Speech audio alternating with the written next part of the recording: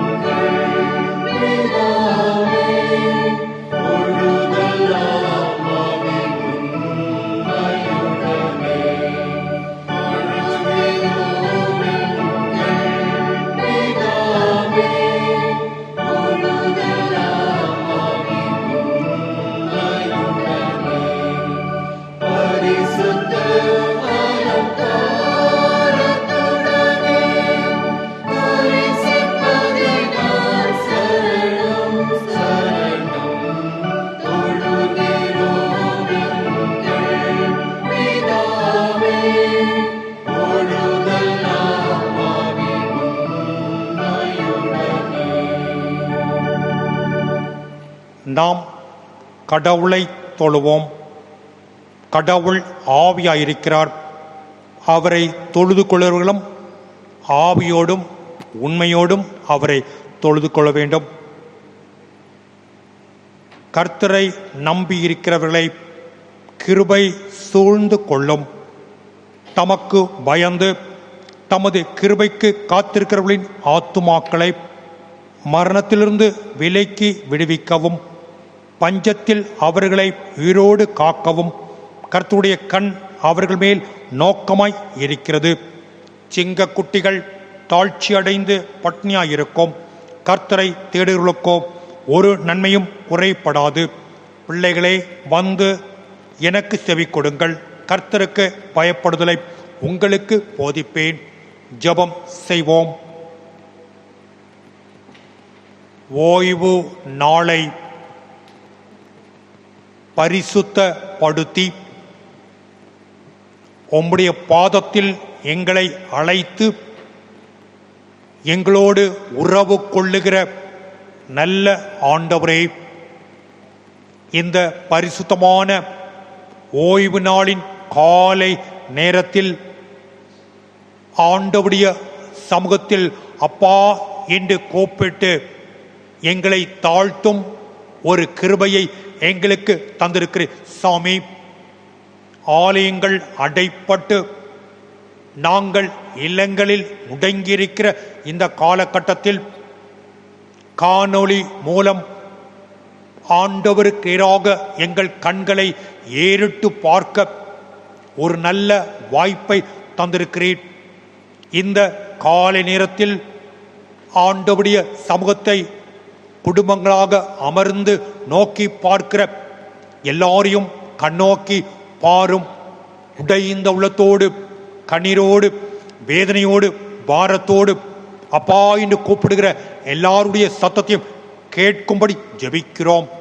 இந்த ஆராதனையில் நாங்கள் உம்மை துதித்து பாடும் நேரத்தில் உம்முடைய வேத வசனங்களை வாசித்து தியானிக்கும் நேரங்களில், ஆண்டவரோடு ஜெபத்தின் மூலம் பேசும் நேரங்களில் ஆண்டவர் எங்களோடு பேசும்படி ஜெபிக்கிறோம்.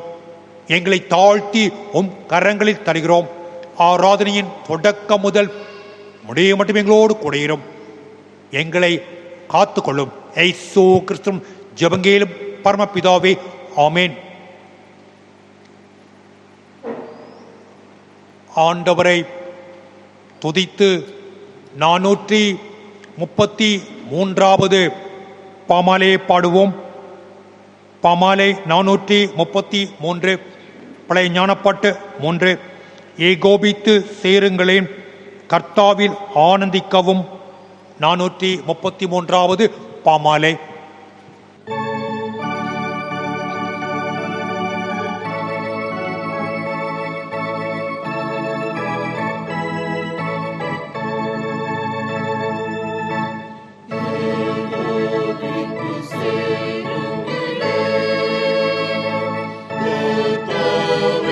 Amen.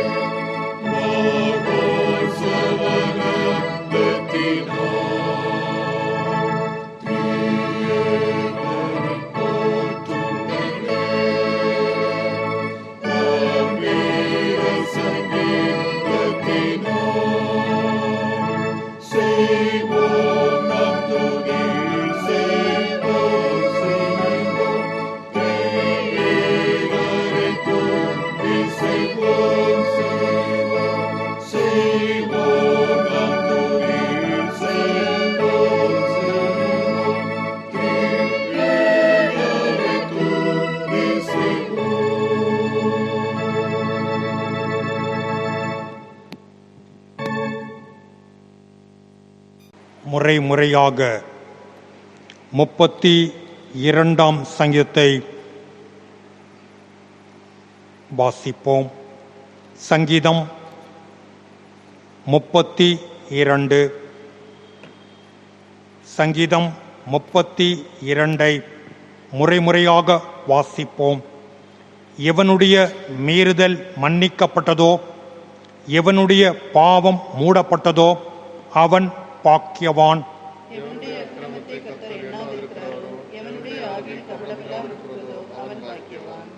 நான் அடக்கி வைத்த மட்டும் நித்தம் என் கதறினாலே என் எலும்புகள் உலர்ந்து போயிற்று. இரவும் பகலும் என் மேல் உம்முடைய கை பாரமாய் இருந்ததினால் என் சாரம் உஷ்ணகால வறட்சியை போல வறண்டு போயிற்று. நான் என் அக்கிரமத்தை மறைக்காமல் என் பாவத்தை உமக்கு அறிவித்தேன். என் மீறுதல்களை கர்த்தருக்கு அறிக்கையிடுவேன் என்றேன். தேவரீர் என் பாவத்தின் தோஷத்தை மன்னித்தீர். இதற்காக சகாயம் கிடைக்கும் காலத்தில் பக்தி உள்ளவன் எவனும் உம்மை நோக்கி விண்ணப்பம் செய்வான். அப்பொழுது மிகுந்த ஜலப்பிரவாகம் வந்தாலும் அது அவனை அணுகாது. நீர் எனக்கு மறைவிடமாய் இருக்கிறீர். என்னை நீர் இக்கட்டுக்கு விலக்கி காத்து இரட்சணிய பாடல்கள் என்னை சூழ்ந்து கொள்ளும்படி செய்வீர். நான் உனக்கு போதித்து நீ நடக்க வேண்டிய வழியை உனக்கு காட்டுவேன். உன்மேல் என் கண்ணை வைத்து உனக்கு ஆலோசனை சொல்லுவேன். வாரினாலும் கடிவாளத்தினாலும் வாய் கட்டப்பட்டால் ஒழிய உன் கிட்ட சேராத புத்தியில்லா குதிரையைப் போலவும் கோவேறு கழுதை போலவும் இருக்க வேண்டாம். துன்மார்க்கனுக்கு அநேக வேதனைகள் உண்டு. கர்த்தரை நம்பி இருக்கிறவனையோ கிருபை சூழ்ந்து கொள்ளும். சேர்ந்து வாசிப்போம். நீதிமான்களே, கர்த்தருக்குள் மகிழ்ந்து களி கூறுங்கள். செம்மையான இருதயமுள்ளவர்களே, நீங்கள் எல்லாரும் ஆனந்த முழக்கமிடுங்கள்.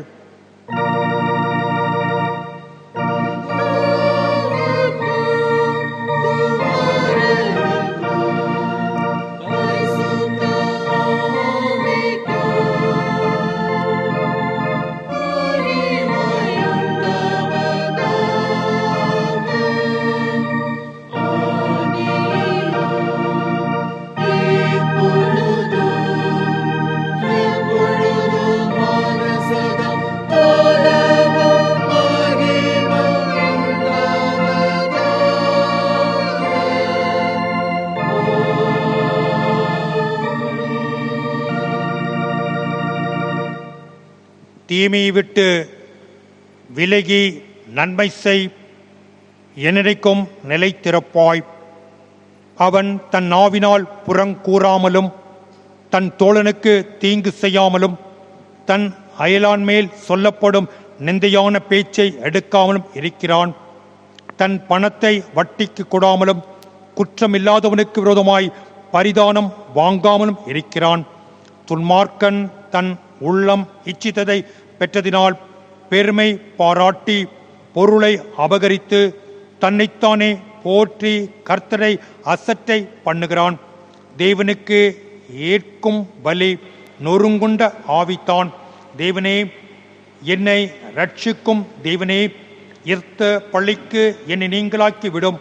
அப்பொழுது என் நாம் உம்முடைய நீதியை கெம்பீரமாய் பாடும்.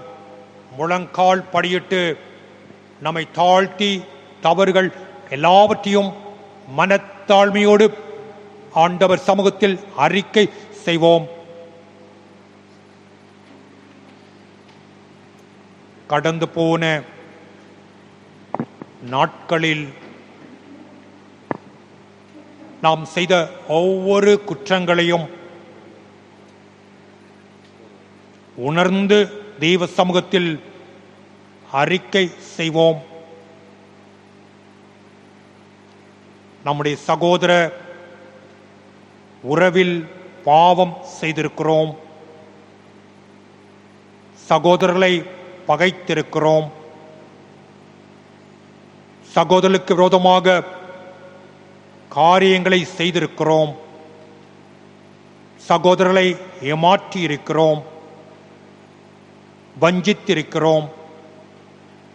வேதனைப்படுத்தி கடினப்படுத்தி இருக்கிறோம். நம்முடைய பாவங்களை எல்லாம் மனத்தாழ்மையோடு ஆண்டவர் சமூகத்தில் அறிக்கை செய்வோம். நம்முடைய பெற்றோர் வேதனையான அனுபவத்திலும் நல்ல முறையில் நம்மை வளர்த்து ஆளாக்கி உயர்ந்த மேன்மையில் வைத்திருக்கிறார்கள். முதிர்ந்த காலத்தில் நம்முடைய பெற்றோரை நாம் கனப்படுத்தாத தருணங்களை நினைவு கூறுவோம். நம்முடைய பெற்றோரை தனிமைப்படுத்தின தருணங்களை நினைவு கூறுவோம். நம்முடைய பெற்றோருக்கு வேதனை கொடுத்த தருணங்களை நினைவு கூறுவோம். நம்முடைய பெற்றோரை பாதுகாக்காமல் விட்டுவிட்ட தருணங்களை நினைவு கூறுவோம். பாவங்களை எல்லாம் அறிக்கை செய்வோம்.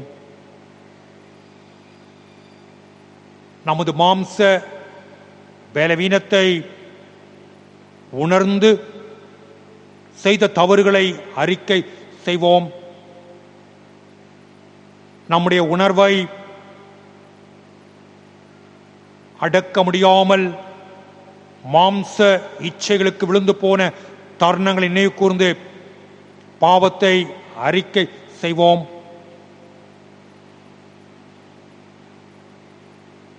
மற்றவர்களை கோபப்படுத்தி நாம் கோபப்பட்ட தருணங்களை உணர்ந்து நம் தவறுகளை அறிக்கை செய்வோம். நம்முடைய கோபத்தினால் வார்த்தையினால் பிறரை திட்டி நம்முடைய கோபத்தை வெளிப்படுத்தினோம். நம்முடைய செயலினால் பிறருக்கு காயம் உண்டாக்க செயல்பட்டு தவறு செய்தோம். எல்லா தவறுகளையும் ஆண்டவர் சமூகத்தில் அறிக்கை செய்வோம். நம்மை படைத்த, நம்மை பாதுகாத்த, நம்மோடு இருக்கிற ஆண்டவரை நினையாத தருணங்களுக்காக, ஆண்டவருடைய வார்த்தையை அசட்டை பண்ணின தருணங்களுக்காக நம்மை தாழ்த்தி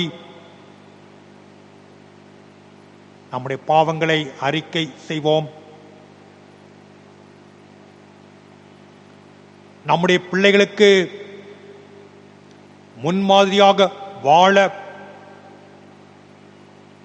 அழைக்கப்பட்ட நாம் பிள்ளைகளுக்கு இடரலாக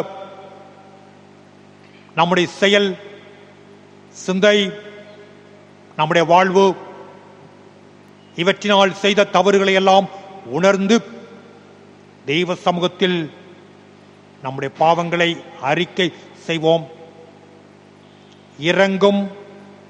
இறங்கும் கருணை வாரி இயேசு ராஜனே, பவ நாச நேசனே என்று பக்தனோடு இணைந்து நம்மை உணர்ந்து தவறுகளை எல்லாம் ஆண்டவர் சமூகத்தில் அறிக்கை செய்வோம்.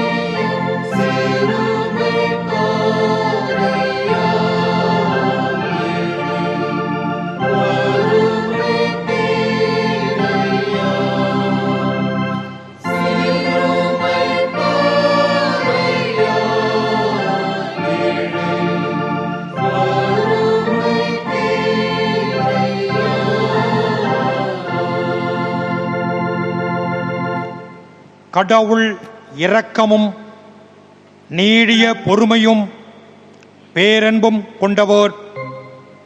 அவர் உங்கள் குற்றங்களுக்கு ஏற்ப தண்டிப்பதில்லை. உங்கள் பிள்ளைகளை உணர்ந்து அவரிடம் அறிக்கை செய்ததினால் கடவுள் தமது ஆற்றலினால் பாவ மன்னிப்பை கட்டளையிட்டுள்ளே வாழ்க்கையை சீர்படுத்துக்கான காலத்தையும் தூய ஆவியரின் தேற்றலையும் தந்து முடிவில்லா வாழ்வுக்கு நேராக உங்களை வழி நடத்துவாராக. ஆமேன். பாவ மன்னிப்பை பெற்ற நாம் ஆண்டவருக்கு நன்றி சொல்லுவோம். கர்த்தரை நான் எக்காலத்திலும் ஸ்தோத்திரிப்பேன். அவர் துதி எப்போதும் என் வாயில் இருக்கும். கர்த்தருக்குள் என் ஆத்துமா மேன்மை பாராட்டும். சிறுமைப்பட்டவர்கள் அதை கேட்டு மகிழ்வார்கள். என்னோடு கூட கர்த்தரை மகிமைப்படுத்துங்கள். நாம் ஒருமித்து அவர் நாமத்தை உயர்த்துவோமாக. தேவ சமூகத்தில் நாம் பெற்றுக்கொண்ட நன்மைகள் ஒவ்வொன்றிற்காக ஆண்டவருக்கு நன்றி சொல்லுவோம். கடந்த நாட்களில் எத்தனை ஆபத்துக்கள் நம்முடைய வாழ்வில் வந்தது. ஆண்டவர் காத்தார்.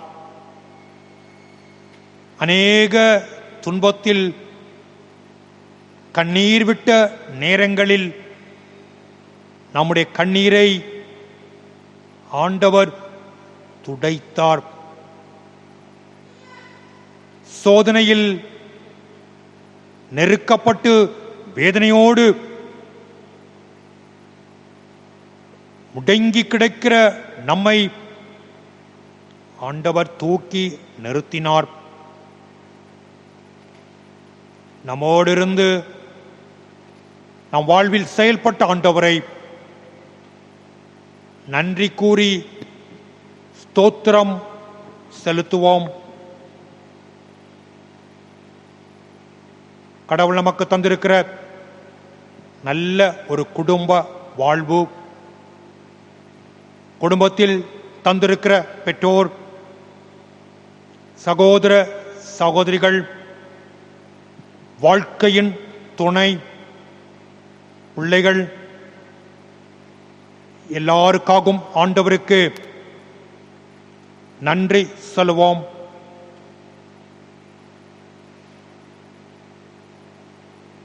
நல்ல இயற்கையின் செல்வங்களை கடவுள் தந்திருக்கிறார். குறிப்பாக நல்ல மழையை ஆண்டவர் தந்திருக்கிறார். இயற்கை செல்வத்தின் மூலம் நாம் பெற்று அனுபவிக்கிற இயற்கையின் கனிகள், நல்ல பலன்கள் எல்லாவற்றுக்காகவும் ஆண்டவருக்கு நன்றி சொல்லுவோம்.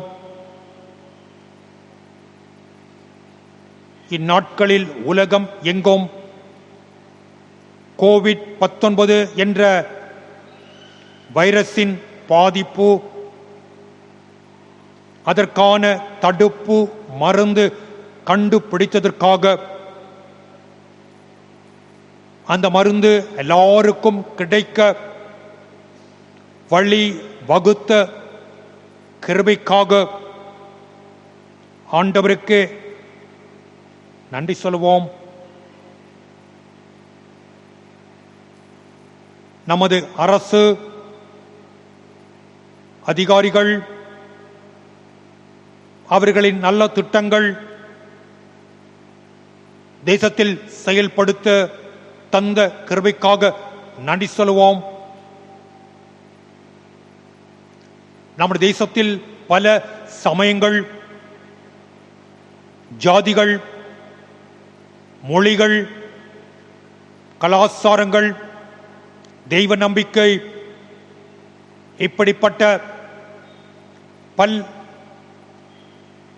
சூழலில் கடவுள் நமக்கு தந்திருக்கிற உறவு, அன்பு, ஐக்கியம், ஒற்றுமை எல்லாவற்றுக்காகவும் ஆண்டவருக்கு நன்றி சொல்வோம்.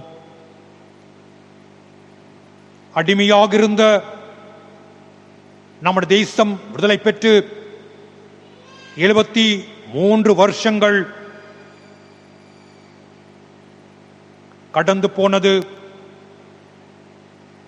கடவுள் தந்த விடுதலைக்காக, சுதந்திரத்திற்காக ஆண்டவருக்கு நன்றி சொல்வோம்.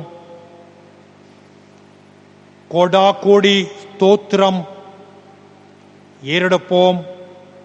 ராஜாதிராஜன் தேவாதி தேவன் இயேசு கிறிஸ்துவுக்கே மகிமை என்று பக்தரோடு இணைந்து பாடி ஆண்டவரை துதிப்போம்.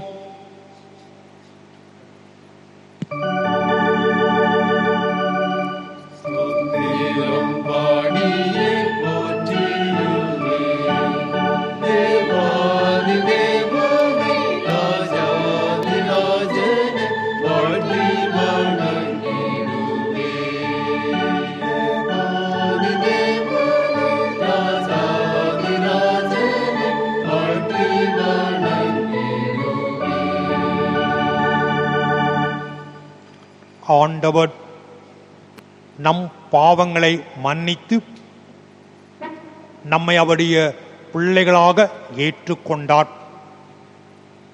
கடவுள் தந்த நன்மைகளுக்காக நன்றி சொன்ன நம்முடைய ஸ்தோத்திர பலிகளை ஆண்டவர் அங்கீகரித்தார்.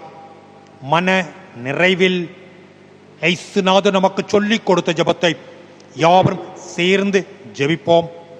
பரமண்டங்களில் இருக்கிற எங்கள் பிதாவே, உம்முடைய நாமம் பரிசுத்தப்படுவதாக, உம்முடைய ராஜ்யம் வருவதாக, உம்முடைய சித்தம் பரமலை செய்கிற போல பூமியிலும் செய்யப்படுவதாக. எங்களுக்கு வேண்டிய ஆகாரத்தை எங்களுக்கு தாரும். எங்கள் கண்ணாளிக்கு நாங்கள் மன்னிக்கிற பிறகு பாவ குற்றங்களை மன்னியும். எங்களை சோனிக் பேஸ் பண்ணாமல் தீமைச்சு கொள்ளும். ராஜ்யமும் வல்லமையும் மகிமையும் என்றைக்குடிகளே. ஆமேன். அமருங்கள்.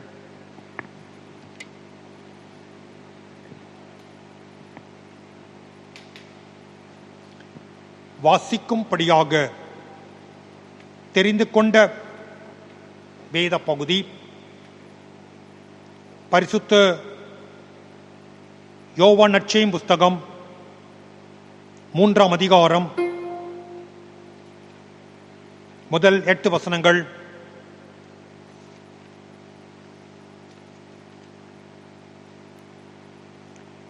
யோவான் நற்செய்தி புஸ்தகம் 3ஆம் அதிகாரம் முதல் 8 வசனங்கள். யூதருக்குள்ளே அதிகாரியான நிக்கதேமு எனப்பட்ட பரிசேயன் ஒருவன் இருந்தான். அவன் ராக்காலத்திலே இயேசுவிடத்தில் வந்து, ரபி, நீர் தேவனிடத்திலிருந்து வந்த போதகர் என்று அறிந்திருக்கிறோம். ஏனெனில் ஒருவனும் தன்னோடனே தேவன் இராவிட்டால் நீர் செய்கிற இப்படிப்பட்ட அற்புதங்களை செய்ய மாட்டான் என்றான். இயேசு அவனுக்கு பிரதியுத்தரமாக, ஒருவன் மறுபடியும் பிறவாவிட்டால் தேவனுடைய ராஜ்யத்தை காண மாட்டான் என்று மெய்யாகவே மெய்யாகவே உனக்கு சொல்லுகிறேன் என்றார். அதற்கு நிக்கதேமு, ஒரு மனுஷன் முதிர் வயதாய் இருக்கையில் எப்படி பிறப்பான்? அவன் தன் தாயின் கற்பத்தில் இரண்டாந்தரம் பிரவேசித்து பிறக்கக்கூடுமோ என்றான். இயேசு பிரதியுத்தரமாக, ஒருவன் ஜலத்தினாலும் ஆவியினாலும் பிறவாவிட்டால் தேவனுடைய ராஜ்யத்தில் பிரவேசிக்க மாட்டான் என்று மெய்யாகவே மெய்யாகவே உனக்கு சொல்லுகிறேன். மாம்சத்தினால் பிறப்பது மாம்சமாய் இருக்கும், ஆவியினால் பிறப்பது ஆவியாய் இருக்கும். நீங்கள் மறுபடியும் பிறக்க வேண்டும் என்று நான் உனக்கு சொன்னதை குறித்து அதிசயப்பட வேண்டாம். காற்றானது தனக்கு இஷ்டமான இடத்திலே வீசுகிறது, அதன் சத்தத்தை கேட்கிறாய், ஆகிலும் அது இன்ன இடத்திலிருந்து வருகிறதென்றும் இன்ன இடத்திற்கு போகிறதென்றும் உனக்கு தெரியாது. ஆவியினால் பிறந்தவனோ அவனும் அப்படியே இருக்கிறான் என்றார் என்பதை வாசிக்கும்படியாக தெரிந்து கொண்ட வேத பகுதி வாசித்து முடிந்தது. ஆண்டவரே, உமக்கே மகிமை உண்டாவதாக. ஜெபம் செய்வோம்.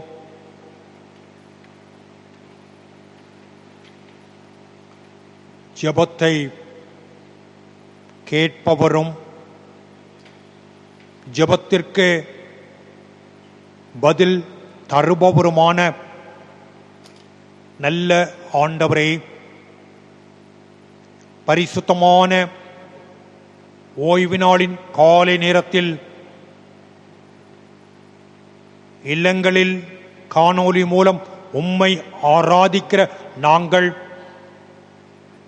முழங்கால் படியிட்டு அப்பா என்று கூப்பிடுகிறோம். நாங்கள் உலகத்தை நோக்கி பார்க்கவில்லை, மனுஷனின் ஆதரவை தேடி ஓடவில்லை, செல்வத்தில் இருமாப்பு கொண்டு உம்மை மறந்து அல்ல, உம்மை நோக்கி பார்க்கிறோம். எல்லாம் என் இயேசுநாதர் என்று உம்மையே நோக்கி முழுமையாக எங்களை தாழ்த்தி ஒப்புக் கொடுக்கிறோம். ஆலயங்கள் அடைப்பட்டு ஆராதனைகள் கூடி வர முடியாத நிலையில் இல்லங்களில் குடும்பம் குடும்பமாக, பெற்றோர் பிள்ளைகளாக உம்மை ஆராதிக்கிறோம். சாமி, எங்கள் மத்தியில் ஆண்டவர் அசைவாடும்படி ஜெபிக்கின்றோம். எங்கள் ஜெபத்திற்கு பதில் தந்து எங்களை நடத்தும்படி ஜெபிக்கிறோம். எங்கள் துக்கங்கள், எங்கள் வேதனைகள், எங்கள் கண்ணீர் எல்லாவற்றையும் ஆண்டவர் நீக்கும்படி ஜெபிக்கின்றோம். ஏசப்பா, உம்முடைய சமூகத்தில் வந்த ஒருவரையும் நீர் புறம்பே தள்ளமாட்டீர். சாமி, கேளுங்கள் தரப்படும், கேட்கிற எவனும் பெற்றுக்கொள்ளுகிறான் என்று நீ சொல்லியிருக்கிறீர். சாமி, நாங்கள் உம்மிடத்தில் கேட்கும் எல்லா நன்மைகளையும் ஆசீர்வாதங்களையும் வாழ்வையும் எங்களுக்கு தரும்படி ஜெபிக்கிறோம்.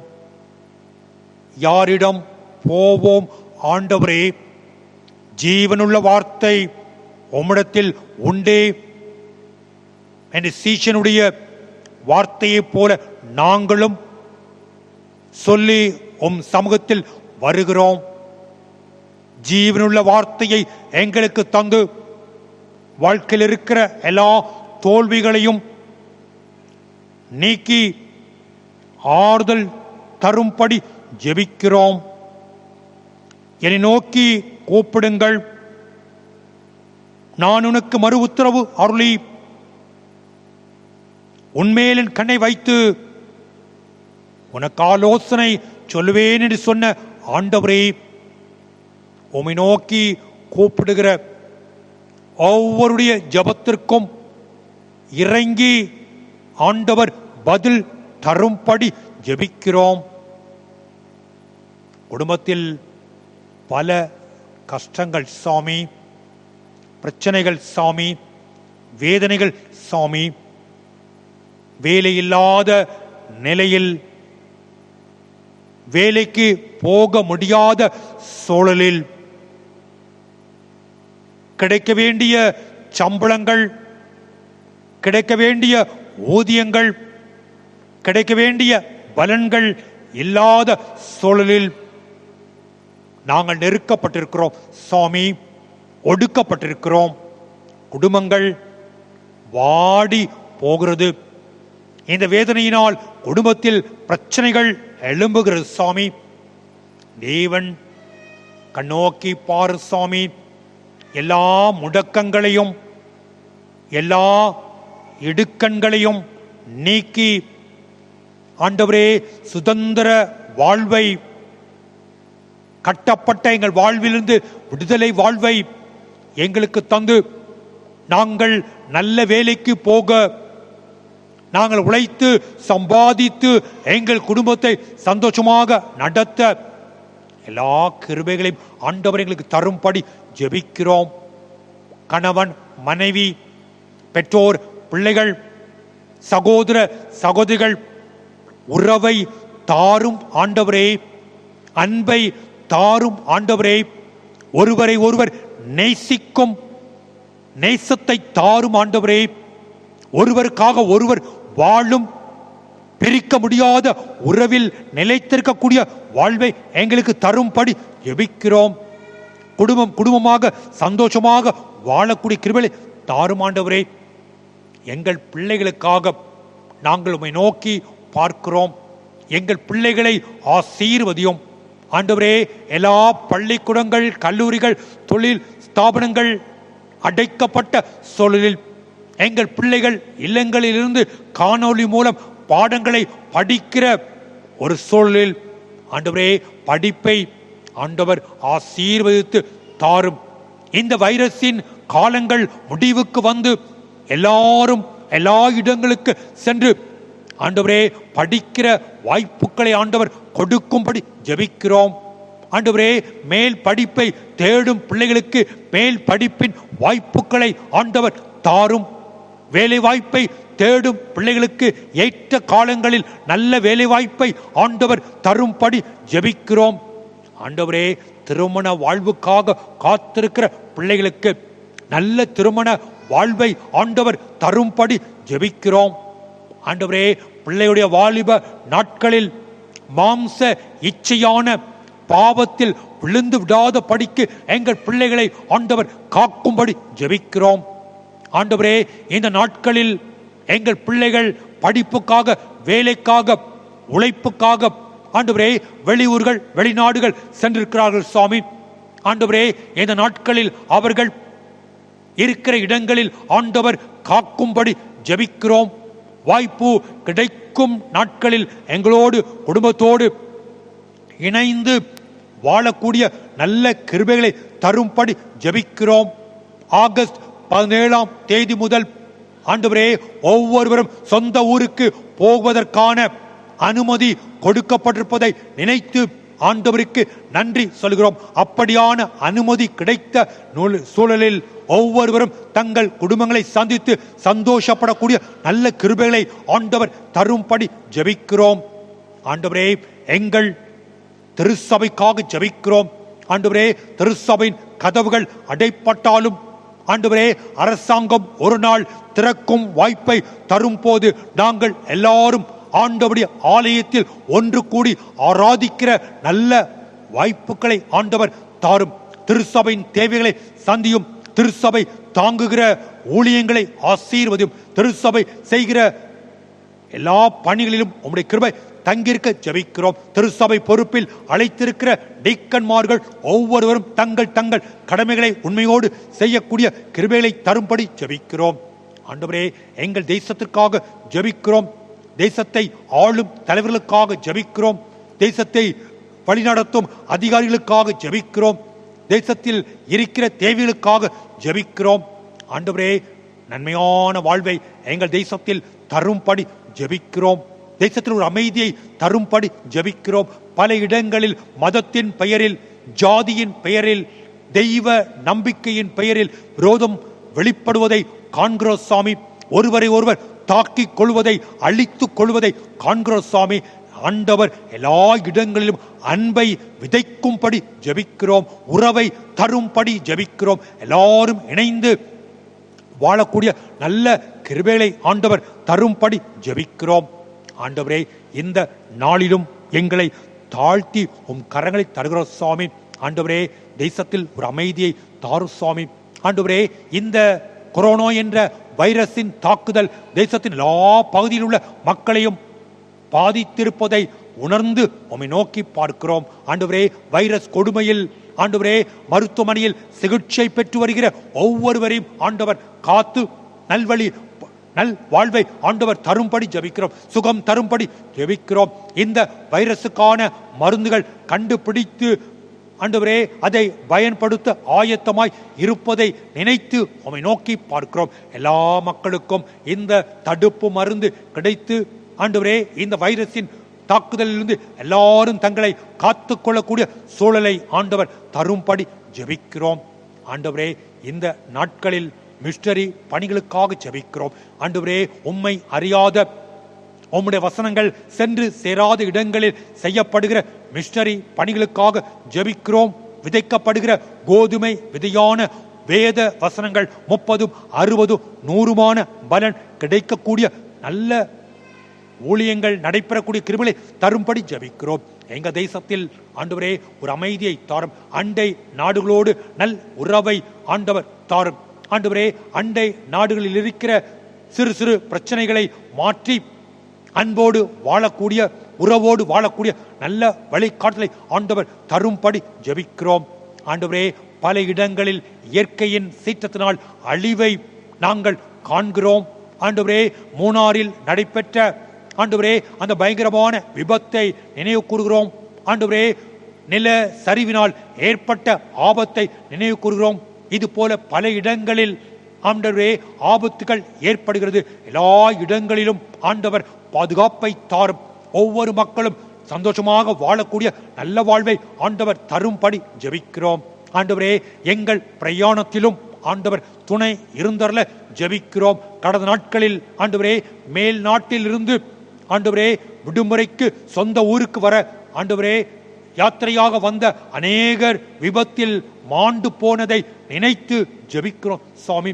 ஆண்டவரே, உற்சாகமாக வந்த அவர்கள் குடும்பத்தை காண முடியாமல், உறவினர்களை காண முடியாத, பிள்ளைகளை காண முடியாத, பெற்றோரை காண முடியாது இந்த உலகத்தை விட்டு கடந்து போனாலும் தேவன் அந்த குடும்பங்களுக்கு அமைதியை தாரும், சமாதானத்தை ஆண்டவர் தரும்படி ஜெபிக்கிறோம். இந்த நாள் காலை வேளையிலும் எங்களை தாழ்த்தி உம் கரங்களில் தருகிறோம். ஆண்டவரே, ஆபத்துக்கள் சூழ்ந்த உலகத்தில் நாங்கள் வாழுகிறோம். எந்த ஆபத்துக்களும் எங்களை அணுகாதவாறு காத்து கொள்ளும்படி ஜெபிக்கிறோம். உன் பக்கத்தில் 1000 பேரும் உன் வலது பக்கத்தில் 10,000 பேரும் விழுந்தாலும் அது உன்னை அணுகாது. உன் கண்களால் மாத்திரம் அதை காண்பாய் என்று சொன்ன ஆண்டவரே, எங்கள் பக்கம் எங்கள் அருகில் அநேக தீமைகள் நடைபெற்றாலும் ஆண்டவரே, கஷ்டங்கள் இருந்தாலும் ஆண்டவர் எங்களை காக்கிறீர். அப்படிப்பட்ட நல்ல ஆண்டவர் எல்லாருக்கும் பாதுகாப்பை தந்தொருள ஜெபிக்கிறோம். எங்களை தாழ்த்துகிறோம். இந்த நாளிலும் உம்முடைய வார்த்தையை தியானிக்க இருக்கிறோம். ஆண்டவர் எங்களோடு பேசும்படி ஜெபிக்கிறோம். மெல்லிய சத்தத்தில் ஜீவனில் நல்ல வார்த்தையை நாங்கள் கேட்டு ஆண்டவரை துதிக்கக்கூடிய கிருபையை தாரும். எங்களை தாழ்த்துகிறோம். எங்களோடு கூடிரும். இயேசு கிறிஸ்துவின் ஜெபங்கேலும் பரமபிதாவே, ஆமென்.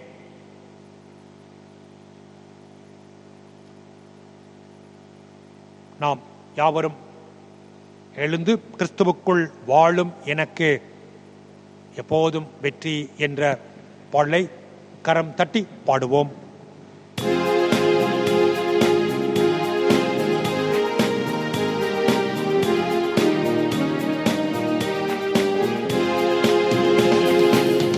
கிறிஸ்துவுக்குள் வாழும் எனக்கு எப்போதும் வெற்றி உண்டு. கிறிஸ்துவுக்குள் வாழும் எனக்கு எப்போதும் வெற்றி உண்டு. என்னென்ன துன்பம் வந்தாலும் நான் கலங்கிடவே மாட்டேன். என்னென்ன துன்பம் வந்தாலும் நான் கலங்கிடவே மாட்டேன்.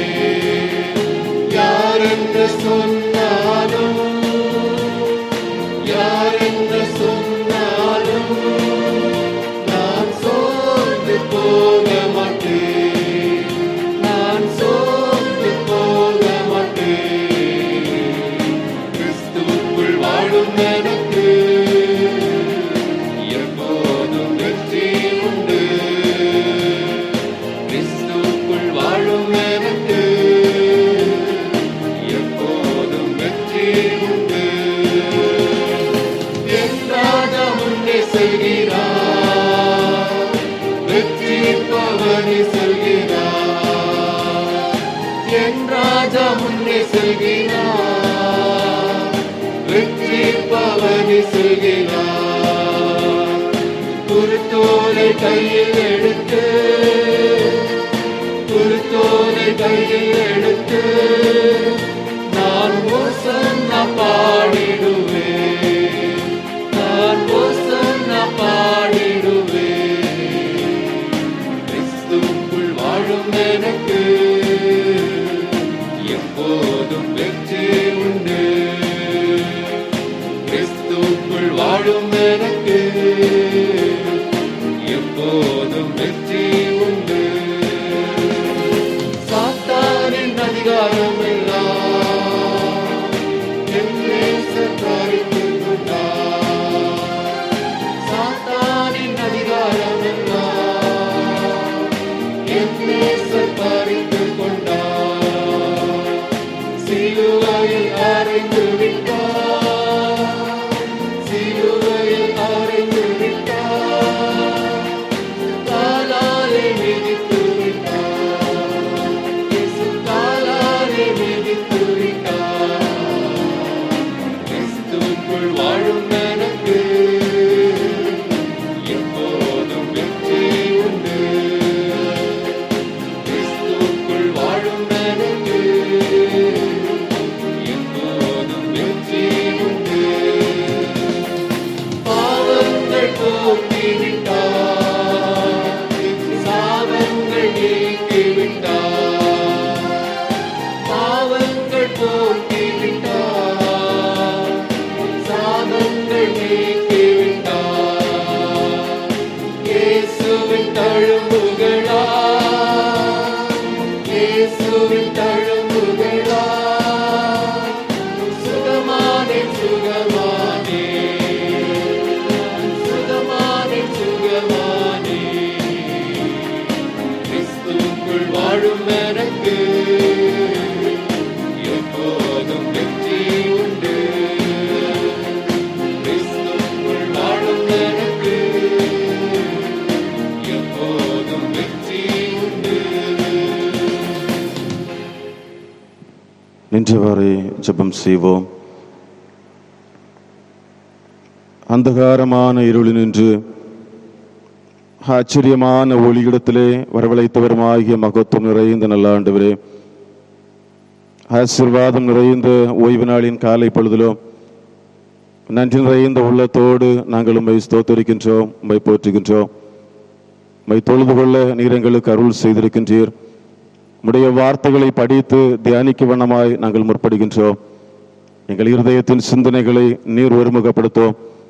உம்முடைய மெல்லிய சத்தம் எங்கள் காதுகளில் துணிக்கப்படவும், எங்கள் அகவாழ்வுகளிலே எங்கள் அகவாழ்வை நீர் பண்படுத்தி காத்துட வேண்டும் என்று இறைமைந்தன் இயேசு கிறிஸ்துவின் திருப்பெயரில் வேண்டுகின்றோம். ஜெபம் கேளும் ஜீவன் நல்ல பிதாவே, ஆமென். அமர்வோம். ஓய்வு நாளின் காலை பொழுதிலே உங்கள் யாவருக்கும் ஆண்டவர் மீட்பெருமாகிய இயேசு கிறிஸ்துவின் திருப்பெயரிலே உங்கள் யாவருக்கும் காலை வணக்கங்களையும் வாழ்த்துக்களையும் உங்களோடு பரிமாறிக்கொள்ளுகின்றோம். நாளிலே சுதந்திர தின விழாவாய் நாளை நாம் ஆசரிக்கின்றோம். எனவே உங்கள் யாவருக்கும் சுதந்திர தின விழா நல்வாழ்த்துக்களையும் உங்களோடு பகிர்ந்து கொள்கின்றேன். ரோமன் கத்தோலிக்க திருச்சபையிலே 7 விதமான திருவருள் சாதனங்களை அவர்கள் அதை செயல்படுத்துகின்றார்கள். இந்த 7 திருவருள் சாதனங்களை அவர்கள் திருச்சபையின் செயல்களிலே அன்றாடம் செயல்படுத்துகின்ற அந்த 7 என்னவென்று பார்க்கின்ற பொழுது, ஒன்று திருமுழுக்கு, திருவிருந்து, திடப்படுத்துதல், பாவ அறிக்கை, குருத்துவ அருள்பொழிவு, திருமணம், எண்ணெய் பூசுதல் எனப்படுகின்ற 7 திருவருள் சாதனங்களை ரோமன் கத்தோலிக்க திருச்சபை அவருடைய திருச்சபையின் செயல்களிலே அவைகளை பயன்படுத்துகின்றனர். சீர்திருத்த திருச்சபைகளாய் காணப்படுகின்ற ஏனைய திருச்சபைகள் 2 விதமான திருவருள் சாதனங்களை திருச்சபையிலே அவர்கள் அங்கீகரித்திருக்கின்றார்கள். அந்த 2 திருவருள் சாதனங்களை அவர்கள் செயல்படுத்துவதை நாம் அறிந்திருக்கின்றோம். அதிலே ஒன்று திருமுழுக்கு, இன்னொன்று திருவிருந்து என்பதையும் நாம் அறிந்திருக்கின்றோம். அவ்விதமாய் இந்த 2 திருவருள் சாதனங்களை சீர்திருத்த திருச்சபையினர் ஏன் அதை செயல்படுத்த சொல்லுகின்ற பொழுது, இயேசுவானவர் தன்னுடைய வாழ்விலே கை கொண்டதும், இயேசுவானவர் நீங்கள் இதை கடைபிடிக்க வேண்டும் என்று எதை மனுஷர்களுக்கு கற்றுக் கொடுத்தாரோ அதையே சீர்திருத்த திருச்சபையினர் தங்களுடைய தொழுகைகளிலே, தங்களுடைய திருச்சபையின் செயல்களிலே அதை இணைத்திருப்பதை நாம் அறிந்திருக்கின்றோம். நாம் திருமறையிலே பார்க்கின்ற பொழுது, இயேசுவானவர் இவ்வுலக வாழ்வை விட்டு விண்ணகத்தை நோக்கி கடந்து செல்கின்ற பொழுது, மத்தேயு 28ஆம் அதிகாரம் அதனுடைய 19, 20 ஆகிய வசனங்களை நாம் படிக்கின்ற பொழுது, நீங்கள் புறப்பட்டு போய் சகல ஜாதிகளையும் சீஷராக்கி பிதா, குமாரன், பரிசுத்த ஆவியினால் ஞானஸ்தானம் கொடுக்க வேண்டும் என்று சொல்லி தன்னுடைய சீஷர்களுக்கு இறுதி கட்டளையாய் கொடுத்தது ஒன்று திருமுழுக்கு. இன்னொன்று பார்க்கின்ற பொழுது, இயேசுவானவர் ராவிருந்திலே தன்னுடைய சீடர்களோடு இணைந்து ராப்போஜனத்தை அருந்துகின்ற பொழுது, நான் வருமளவும் என் நினைவாக இதை நீங்கள் செய்யுங்கள் என்று சொல்லி 2 விதமான கட்டளைகளை அவர் கை கொண்டது மாத்திரமல்ல, அதை நீங்கள் கடைபிடிக்க வேண்டும் என்று சொல்லி இயேசுவானவர் அதை தன்னுடைய சீடர்களுக்கும் நமக்கும் அதை தெளிவுபடுத்துவதை திருமறை சார்ந்து நாம் கண்டுகொள்ளலாம். இந்நாளிலே திருமுழுக்கை குறித்து நாம் திருமறை சார்ந்து சிந்திக்க வண்ணமாய் ஆசிக்கின்றோம். திருமுழுக்கு என்று சொல்லுகின்ற பொழுது, பாப்தோ எனப்படுகின்ற கிரேக்க சொல்லிலிருந்து பேப்டிசம் எனப்படுகின்ற ஆங்கில வார்த்தையுடைய பொருள் என்னவென்று பார்க்கின்ற பொழுது, அது கழுவுதல், முழுகுதல், தோய்த்தல், தெளித்தல் எனப்படுகின்ற பல பொருட்களை உள்ளடக்கியது இந்த பாப்தோ எனப்படுகின்ற இந்த கிரேக்க சொல். ஆனால் நாம் வாழுகின்ற இந்த உலக சூழலிலே ஏதோ ஒரே ஒரு பொருளை மாத்திரம் எடுத்துக்கொண்டு மற்ற பொருட்கள் அது தவறானது, அது வீணானது என்று எண்ணுகின்ற ஒரு காலகட்டத்தில் நாம் வாழ்ந்து வருகின்றோம். தமிழகத்தின் சிறந்த மிஷனரியும் மதுரை பேராயருமாய், சென்னை பேராயருமாய் காணப்பட்ட லெஸ்லி நியூபிகின் எனப்படுகின்ற அந்த பேராயரிடத்திலே இவரை குறித்து நாம் பார்க்கின்ற பொழுது, தென்னிந்திய திருச்சபை புகழும் பெயரும் அடைவதற்கு சிறந்த ஒரு காரணை காணப்பட்ட ஒரு பேராயர். அந்நாட்களிலே அந்த பேராயரிடத்திலே நாம் வாழுகின்ற பகுதியிலே திருமுழுக்கை குறித்து பலவிதமான பிரச்சனைகள் மக்கள் மத்தியில் இருக்கிறது. முழுக்கு ஞானஸ்நானம் சரியானதா அல்லது தெளித்தல் சரியானதா? மக்கள் மத்தியிலே இது ஒரு குழப்பம் நிறைந்த ஒன்றாய் காணப்படுகிறது. உங்களுடைய பதில் என்ன என்று இந்த லெஸ்லி நியூபிகின் எனப்படுகின்ற பேராயரிடத்திலே ஒரு மனிதன் கேட்கின்ற பொழுது, அதற்கு அந்த பேராயர் சொன்ன பதில் என்னவென்று பார்க்கின்ற பொழுது, ஒரு பெண்ணானவள் பிரசவ வேதனையோடு காணப்படுகின்றாள். மருத்துவமனையை நோக்கி தன்னுடைய பிள்ளையை பெற்றெடுக்க வேண்டும் என்று சொல்லி அவள் கடந்து செல்கின்றாள். அவளுடைய ஒரே எண்ணம் தன்னுடைய பிள்ளையை பெற்றெடுக்க வேண்டும் என்பது அவளுடைய உள்ளத்தின் எண்ணம். ஒருவேளை அந்த பிரசவமானது சுகப்பிரசவமாய் காணப்படலாம், ஒருவேளை அந்த பிரசவம் சுகப்பிரசவத்திற்கு வழி இல்லை என்று சொல்லுகின்ற பொழுது அந்த பிரசவமானது அறுவை சிகிச்சையின் மூலமாய் அந்த பிரசவத்தை மேற்கொள்ளலாம். எதுவாயினும் எப்படிப்பட்ட ஒரு பிரசவமாய் காணப்பட்டாலும் அந்த பெண்ணுடைய வாழ்விலே கொண்டிருந்த எண்ணம் என்னவென்று பார்க்கின்ற பொழுது, என்னுடைய பிள்ளையை நான் பெற்றெடுக்க வேண்டும் என்பதே அவளுடைய எண்ணம். எனவே ஒருவேளை தெளிப்பாய் காணப்படலாம் அல்லது முழுக்காய் காணப்படலாம். எதுவாயினும் தண்ணீர் தான் வேறுபாடை தவிர ஞானஸ்நானம் ஒன்றே என்கின்ற கருத்தை அப்பகுதியிலே லெஸ்லி நியூபிகன் எனப்படுகின்ற அந்த பேராயர் தெளிவுபடுத்துவதை நாம் கண்டுகொள்ளலாம். நாம் வாழுகின்ற இந்த நாட்களிலும் இது மிகவும் ஒரு கேள்விக்குறியான அல்லது மிகவும் ஒரு சந்தேகத்திற்குரிய ஒரு காரியமாய் இந்த திருமுழுக்கானது இன்றும் காணப்படுவதை நாம் அறிந்து கொள்ளலாம். திருமுழுக்கான திருமறையிலே நாம் பார்க்கின்ற பொழுது இயேசுவானுடைய பிறப்பை தொடர்ந்து யோவான் ஸ்தாபகனுடைய அந்த நாட்களிலே திருமுழுதானது தொடங்குவதை நாம் திருமறை சார்ந்து கண்டுகொள்ளலாம். அந்த யோவான் திருமுழுக்கை குறித்து சொல்லுகின்ற பொழுது, நான் மனம் திரும்புதலுக்கென்று நான் ஜலத்தினால் உங்களுக்கு ஞானஸ்தானம் கொடுக்கிறேன், எனக்கு பின் வருகிறவரோ என்னில் வல்லவராய் இருக்கிறார், அவருடைய பாதரட்சிகளை சுமக்கிறதற்கு நான் பாத்திரம் அல்ல, அவர் பரிசுத்த ஆவியினாலும் அக்னியினாலும் உங்களுக்கு ஞானஸ்தானம் கொடுப்பார். நான் கொடுக்கின்ற ஞானஸ்தானமானது தண்ணீரினால் உங்களுக்கு ஞானஸ்தானத்தை கொடுக்கின்றேன், எனக்கு பின்னே ஒருவர் வருகின்றார், அவர் என்னை விட வல்லவராய் காணப்படுகின்றார், அவர் கொடுக்கின்ற அந்த ஞானஸ்தானமானது பரிசுத்த ஆவியினாலும் அக்னியினாலும் அந்த ஞானஸ்தானமானது காணப்படும் என்று சொல்லி இப்பகுதியிலே யோவான் வெளிப்படுத்துகின்றார். ஒருவேளை என்ன வேறுபாடு யோவான் கொடுத்த ஞானஸ்தானத்துக்கும் இயேசுவானவர் வந்த பிற்பாடு வருகின்ற ஞானஸ்தானத்துக்கும் என்ன வேறுபாடு என்று சொல்லி நாம் திருமறையிலே சற்று ஆழமாய் படிக்கின்ற பொழுது, இயேசுவானவர் மரித்து உயிர்த்தெழுந்து விண்ணகம் சென்ற பிற்பாடு மத்தேயு அப்போஸ்தலர் 2ஆம் அதிகாரத்தை நாம் படிக்கின்ற பொழுது கண்டுகொள்ளலாம். தூய ஆவியர் அங்கே ஆட்கொள்கின்ற பொழுது அங்கே 3000 பேர் ஞானஸ்தானம் பெறுகின்றார்கள். அந்த ஞானஸ்தானத்திலே பேதுருவானவர் பயன்படுத்துகின்ற வார்த்தை என்னவென்று பார்க்கின்ற பொழுது, பேதுரு அவர்களை நோக்கி, நீங்கள் மனம் திரும்பி ஒவ்வொருவரும் பாவ மன்னிப்புக்கென்று இயேசு கிறிஸ்துவின் நாமத்தினாலே ஞானஸ்தானம் பெற்றுக் கொள்ளுங்கள், அப்பொழுது பரிசுத்த ஆவியின் வரத்தை பெற்றுக் கொள்வீர்கள். யோவானுடைய ஞானஸ்தானம் மனம் திரும்புதலை மாத்திரம் மையப்படுத்தி காணப்பட்டது.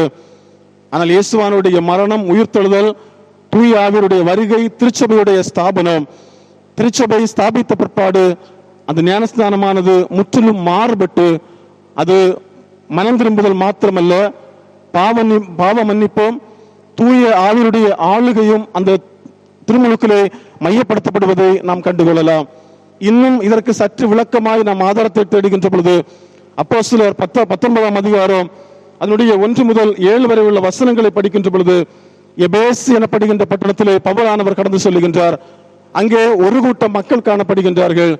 அந்த மக்களை பார்த்து, நீங்கள் தூய ஆவியை பெற்றுக்கொண்டது உண்டா என்று சொல்லி பவுலானவர் கேட்கின்ற பொழுது, தூய ஆவியரா, அது என்ன என்கின்ற கேள்வி அந்த மக்கள் திருப்பி வைக்கின்ற பொழுது, அந்த இடத்திலே பவுலார் சொல்லுகின்ற வார்த்தை என்னவென்று பார்க்கின்ற பொழுது, அப்போஸ்தலர் 19ஆம் அதிகாரம் அதனுடைய 4ஆம் வசனத்தை படிக்கின்ற பொழுது, அப்பொழுது பவுல், யோவான் தனக்கு பின் வருகிறவராகிய கிறிஸ்து இயேசுவில் விசுவாசிகளாய் இருக்க வேண்டும் என்று ஜனங்களுக்கு சொல்லி மனம் திரும்புதலுக்கு என்ற ஞானஸ்நானத்தை கொடுத்தானே என்றான்.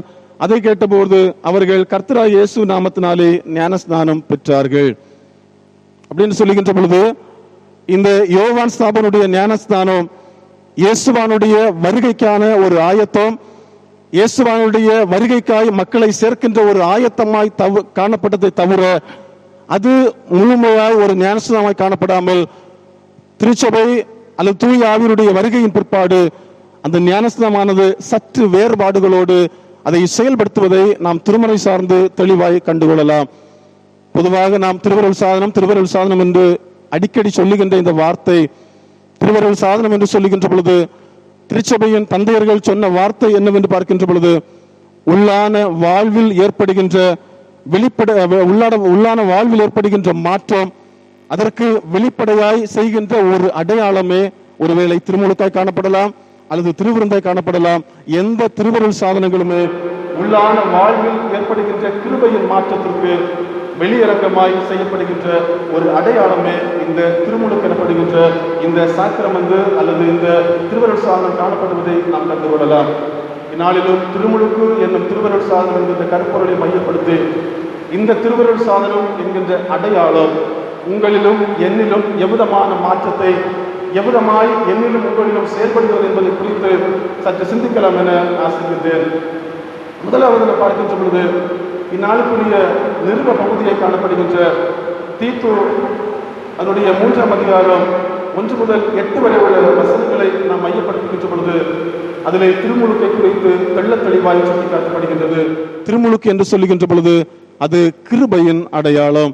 திருமுழுக்கு என்று சொல்லுகின்ற பொழுது அது கிருபையின் அல்லது இரக்கத்தின் அடையாளமாய் இந்த திருவருள் சாதனமானது காணப்படுவதை நாம் தெளிவாய் கண்டுகொள்ளலாம். தீத்து 3ஆம் அதிகாரம் அதனுடைய 5ஆம் வசனத்தை நாம் படிக்கின்ற பொழுது கண்டுகொள்ளலாம். நாம் செய்த நீதியின் கிரிகைகள் நிமித்தம் அவர் நம்மை ரட்சியாமல் தமது இரக்கத்தின்படியே மறுஜன்மம் முழுக்கினாலும் பரிசுத்த ஆவியினுடைய புதிதாக்குதலாலும் நம்மை ரட்சித்தார். என்னுடைய திறமை, என்னுடைய தாளந்து, என்னுடைய தகுதி அடிப்படையிலே நான் பெற்றிருக்கிற ஞானஸ்தானம் அப்படி அல்ல. ஒருவேளை நான் செய்த புண்ணிய காரியங்கள், என்னுடைய நீதியின் செயல்கள் மூலமாய் நான் ஞானஸ்தானத்தை பெற்றுக்கொள்ளவில்லை. அது கடவுளுடைய இரக்கம் அல்லது கடவுளுடைய கிருபை என்று சொல்லி இப்பகுதியிலே அப்போஸ்தலனாகிய பவுல் தீத்து நிருபத்தை எழுதுகின்ற பொழுது அவருடைய 5ஆம் வசனத்திலே சொல்லுவதை நாம் தெளிவாய் கண்டுகொள்ளலாம். நேரங்களிலே நம்முடைய உள்ளங்களிலே தோன்றுகின்ற எண்ணம், என்னுடைய தகுதி நிமித்தமாய் நான் ஞானஸ்தானத்தை பெற்றுக் கொண்டிருக்கின்றேன், நான் செய்த புண்ணியங்கள், நான் செய்த நீதியின் செயல்கள் நிமித்தமாய் இந்த திருமுழுக்கை என்னுடைய வாழ்வினிலே ஏற்றுக்கொள்கிறேன் என்கின்ற ஒரு சிந்தை நம்முடைய உள்ளங்களிலே காணப்படலாம். திருமறை ரோமர் 4ஆம் அதிகாரம் அதனுடைய 4ஆம் வசனத்தை நாம் படிக்கின்ற பொழுது கிரியை செய்கிறவனுக்கு வருகிற கூலி கிருபை என்று எண்ணப்படாமல் கடன் என்று எண்ணப்படும். நான் செய்கின்ற கிரியைகள், நான் செய்கின்ற செயல்கள் அது கிருபை அல்ல, அது கடன் என்று சொல்லப்படுகிறது. கடவுள் தகுதியற்ற என் மீதும் உங்கள் மீதும் கொண்டுள்ள அன்பின் மூலமாய், நம் மீது கொண்டுள்ள அன்பின் மூலமாய் தகுதியற்ற மக்களாகிய நம் ஒவ்வொருவருக்கும் தருவதுதான் இந்த திருமுழுக்கு எனப்படுகின்ற இந்த ஞானஸ்தானமாய் காணப்படுகிறது. திருமுழுக்கு என்று சொல்லுகின்ற பொழுது அது கிருபையின் ஒரு அடையாளம். கடவுள் மனிதன் மீது கொண்டுள்ள கிருபை அல்லது இரக்கத்தின் ஒரு அடையாளமாய் காணப்படுகின்றது. தீத்து 3ஆம் அதிகாரம் அதனுடைய 3-4 வசனங்களை படிக்கின்ற பொழுது முற்காலத்திலே நாமும் புத்தியினரும் கீழ்ப்படியாதவர்களும் வழி தப்பி நடக்கிறவர்களும் பலவித இச்சைகளுக்கும் இன்பங்களுக்கும் அடிமைப்பட்டவர்களும் துர்க்குணத்தோடும் பொறாமையோடும் ஜீவனம் பண்ணுகிறவர்களோடும் பகைக்கப்படத்தக்கவர்களும் ஒருவரை ஒருவர் பகைக்கிறவர்களுமாயிருந்தோம். நம்முடைய இரட்சகராகிய தேவனுடைய தயையும் மனுஷர் மேலுள்ள அன்பும் பிரசன்னமான போது நாம் கடவுளுடைய கிருபையின் மூலமாய் திருமுழுக்கை பெற்றுக்கொண்டோம் என்று சொல்லி பவுலார் தெளிவாய் சுட்டி காட்டுகின்றார். நாம் முற்காலத்திலே பொறாமை உள்ளவர்களாய், மற்றவர்கள் மீது பொறாமை கொள்கின்றவர்களாய், பகை உணர்வுகளோடு துர்க்குணங்களோடு கீழ்ப்படியாதவர்களாய், புத்தியற்றவர்களாய், வழிதப்பி நடந்தவர்களாய், இச்சைகளுக்கும் இன்பங்களுக்கும் அடிமையாய் காணப்பட்ட என்னையும் உங்களையும் கடவுள் கொண்டுள்ள அன்பின் மூலமாய், அவர் கொண்டுள்ள கிருபையின், நம்மீது கொண்டுள்ள கிருபையின் மூலமாய் தகுதியற்ற என்னையும் உங்களையும் தன்னோடு இணைத்துக் கொள்வதற்கு அடையாளமே, கிருபையின் அடையாளமே இந்த திருமுழுக்கு என்று சொல்லி அப்போஸ்தலனாகிய பவுல் தீத்துவுக்கு எழுதுகின்ற பொழுது அதை தெளிவாய் சுட்டி காட்டுகின்றார். திருமுழுக்கு என்று சொல்லுகின்ற பொழுது அது கிருபையின் அடையாளம் அல்லது இரக்கத்தின் அடையாளமாய் காணப்படுகின்றது. இரண்டாவது நாம் பார்க்கின்ற பொழுது இந்த திருமுழுக்கு என்று சொல்லுகின்ற பொழுது அது உடன்படிக்கையின் அடையாளம். திருமுழுக்கு என்று சொல்லுகின்ற பொழுது அது உடன்படிக்கையின் அடையாளம். இந்நாளுக்குரிய திருமறை பகுதியை காணப்படுகின்ற யாத்திராகமம் 14ஆம் அதிகாரம் 15ஆம் வசனம் முதல் 31 வரை உள்ள வசனங்களை மையப்படுத்தி பார்க்கின்ற பொழுது எகிப்திலே அடிமைகளாய் காணப்படுகின்ற இஸ்ரவேல் மக்கள் பாலும் தேனும் ஓடுகின்ற கானான் தேசத்தை நோக்கி அவர்கள் பயணம் செய்கின்றார்கள். அவர்கள் கடந்து வருகின்ற பொழுது சமுத்திரம் அவர்களுக்கு முன்பாக அவர்களுக்கு எதிராக நிற்கின்றது. அப்பொழுது அந்த மக்களுடைய உள்ளங்களிலே பலவிதமான முறுமுறுப்புகள் ஏற்படுகின்றது. எகிப்திலே பிரேத குழிகள் இல்லை என்று சொல்லியா நீர் எங்களை இவ்விதமாய் அழிந்து போவதற்கு இவ்விடத்தில் எங்களை நிறுத்தி இருக்கின்றீர்? நாங்கள் எகிப்திலே இருந்திருக்கின்ற பொழுது மகிழ்ச்சியா இருந்திருப்போம் என்று ஏற்கனவே உம்மிடத்திலே சொன்னோம் அல்லவா என்று சொல்லி முறுமுறுப்புகள் அதிகமாகின்ற ஒரு சூழலை யாத்திராகமம் 14ஆம் அதிகாரத்தை நாம் படிக்கின்ற பொழுது கண்டுகொள்ளலாம். அந்த இடத்திலே கடவுளுடைய ஆலோசனை அடிப்படையிலே அவர்கள் அந்த சமுத்திரத்தை கடந்து அவர்கள் அதனுடைய மறுதரையை அடைந்த பிற்பாடு அதனுடைய 15ஆம் அதிகாரத்தை நாம் படிக்கின்ற பொழுது அவர்கள் கடவுள் தங்களுடைய வாழ்க்கையிலே இந்த சமுத்திரத்தின் வழியாய் நடத்தி சென்ற விதத்தை எண்ணி அவர்கள் கடவுளுக்கு நன்றி சொல்வதை 15ஆம் அதிகாரத்தை நாம் படிக்கின்ற பொழுது கண்டுகொள்ளலாம். இதே நிகழ்வை அப்போஸ்தலனாகிய பவுலானவர் சொல்லுகின்ற பொழுது இதை திருமுழுக்கு என்று தெளிவாய் சுட்டி காட்டுகின்றார். நான் படிக்கின்ற பொழுது கண்டுகொள்ளலாம். 1 கொரிந்தியர் 10ஆம் அதிகாரம் அதனுடைய 1-2 வசனங்களை நான் படிக்கின்ற பொழுது, நம்முடைய பிதாக்கள் எல்லாரும் மேகத்துக்கு கீழாயிருந்தார்கள், எல்லாரும் சமுத்திரத்தின் வழியாய் நடந்து வந்தார்கள், எல்லாரும் மோசைக்குள்ளாக மேகத்தினாலும் சமுத்திரத்தினாலும் ஞானஸ்நானம் பண்ணப்பட்டார்கள். இஸ்ரவேல் மக்கள் சமுத்திரத்துக்குள்ளாய் கடந்து வருகின்றார்கள். இந்த செயலானது அவருடைய ஞானஸ்நானம் என்று சொல்லி அப்போஸ்தலனாகிய பவுல் கொரிந்திய திருச்சபைக்கு அதை தெளிவுபடுத்துகின்றார். இது ஒரு எவ்விதமான ஒரு ஞானஸ்நானம். இன்று நாம் வாழுகின்ற இந்த உலகினிலே சிறுவர்களுடைய ஞானஸ்நானத்தை குறித்து பலவிதமாய் சொல்லுகின்றார்கள். குழந்தை ஞானஸ்நானம் அது சரியில்லை, குழந்தைகள் பெற்றுக்கொள்வதற்கு எவ்விதமான போதுமான அவர்களுக்கு போதுமான தெளிவு இல்லை என்கின்ற ஒரு சிந்தையை அதிகமாய் இன்றைய மக்கள் அதை வெளிப்படுத்துகின்றார்கள். பல தவறான போதனைகள் நாம் வாழுகின்ற உலகத்திலே வைக்கப்படுகின்றது. ஆனால் நான் படிக்கின்ற பொழுது இந்த செங்கடலை அல்லது சமுத்திரத்தை கடந்து வந்தவர்கள் சிறுவர்கள், பெரியவர்கள், வாலிபர்கள், அனைத்து தரப்பட்ட மக்களும் இந்த சமுத்திரத்தை கடந்து வருகின்றார்கள்.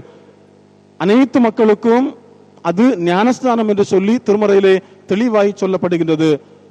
மாத்திரமல்ல, இன்னும் நாம் சற்று ஆழமாய் படிக்கின்ற பொழுது அப்போஸ்தலர் 2ஆம் அதிகாரம் அதனுடைய 39ஆம் வசனத்தை நாம் படிக்கின்ற பொழுது அதிலே பேதுருவானவர் சொல்லுகின்ற பொழுது, பேதுரு அவர்களை நோக்கி, நீங்கள் மனம் திரும்பி ஒவ்வொருவரும் பாவ மன்னிப்புக்கென்று இயேசு கிறிஸ்துவ நாமத்தினாலே ஞானஸ்தானம் பெற்றுக் கொள்ளுங்கள், அப்பொழுது பரிசுத்த ஆவியின் வரத்தை பெறுவீர்கள், வாக்குத்தத்தமானது உங்களுக்கும் உங்கள் பிள்ளைகளுக்கும் நம்முடைய தேவனாகிய கர்த்தர் வரவழைக்கும் தூரத்தில் உள்ள யாவருக்கும் உண்டாயிருக்கிறது என்று சொல்லுகின்றார்.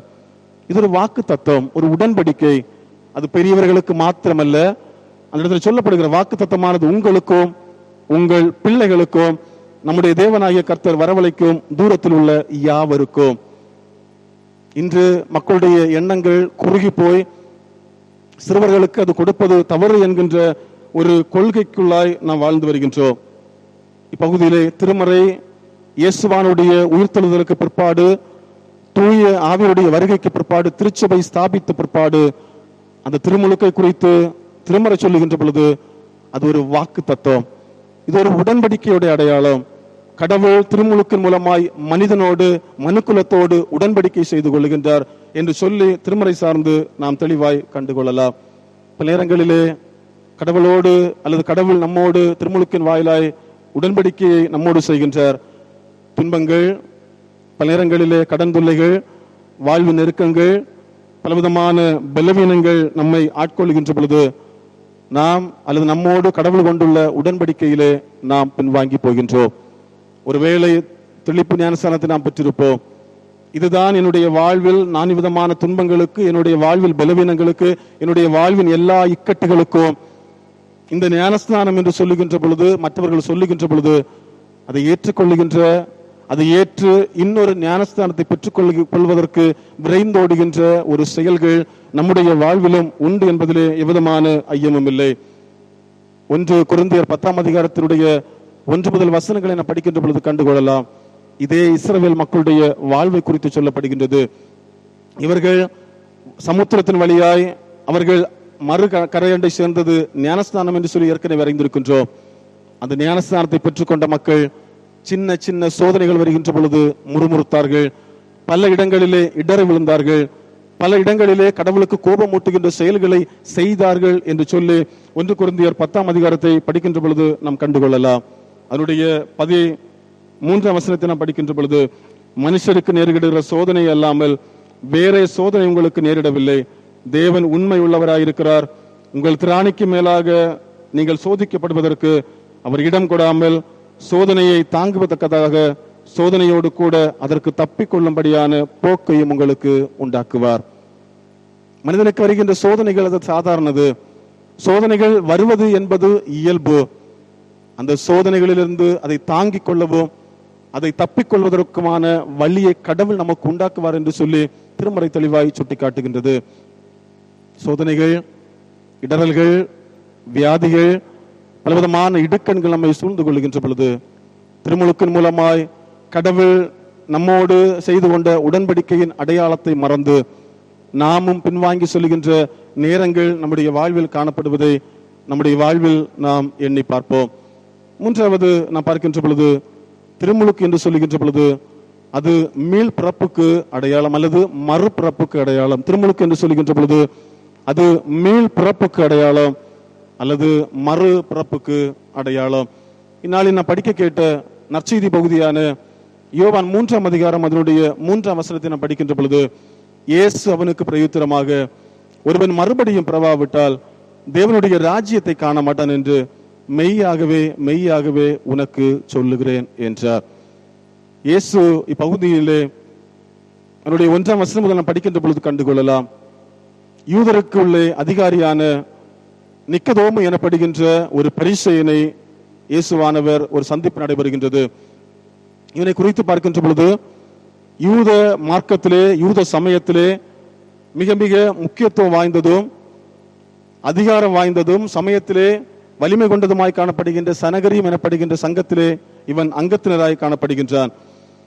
அந்த சங்கத்திலே அங்கத்தினராய் காணப்படுகின்ற அந்த 70 பேர்களிலே ஒரு நபர் இந்த நிக்கதோமு எனப்படுகின்ற மனிதன்.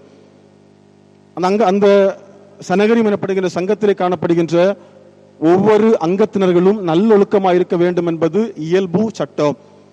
அதிலே காணப்படுகின்ற இந்த நிக்கதோமு இயேசுவிடத்திலே சந்திக்கின்ற பொழுது இயேசுவானவர் சொல்லுகின்றார், இயேசு அவனுக்கு பிரயுத்தரமாக, நீ மறுபடியும் பிறக்க வேண்டும் என்று சொல்லி அவனுக்கு சொல்லுகின்றார். ஏன் இயேசுவானவர் மறுபடியும் பிறக்க வேண்டும் என்கின்ற ஒரு வாக்கு தத்துவம், ஒரு புதிய ஒரு வார்த்தை அவனுக்கு சொல்லுகின்ற பொழுது, நான் மீண்டுமாய் என்னுடைய தாயின் வயிற்றிலே மீண்டுமாய் போய் நான் மீண்டும் ஒரு பிள்ளையாய் பிறந்து வர வேண்டுமா என்று சொல்லி நிக்கதோமு கேட்கின்ற பொழுது அதற்கு இயேசுவானவர் சொல்லுகின்ற ஒரு பதிலாய் தான் நாம் இந்நாளிலே படிக்க கேட்ட யோவான் அதனுடைய 3ஆம் அதிகாரத்தின் பகுதியை நாம் தெளிவாய் கண்டுகொள்ளலாம். இவன் நல்லொழுக்கம் உள்ளவன், யூத சமயத்திலே மிக மிக முக்கியத்துவம் வாய்ந்தவனை காணப்பட்டான். ஆனால் அவனுடைய உள்ளத்திலே காணப்படுகின்ற அல்லது பரிசேயருடைய உள்ளத்திலே காணப்பட்ட தன்மை என்னவென்று பார்க்கின்ற பொழுது இவ்வுலக ஆட்சி இவ்வுலக வாழ்வை மாத்திரம் அவர்கள் நம்பினார்கள். இனி ஒரு இறையரசு அல்லது ஒரு விண்ணகம் ஒரு பரலோக ராஜ்யம் உண்டு என்கின்ற அந்த தன்மை அவர்கள் உணராமல் அதிலே எவ்விதமான அக்கறையும் கொள்ளாமல் காணப்படுகின்றார்கள்.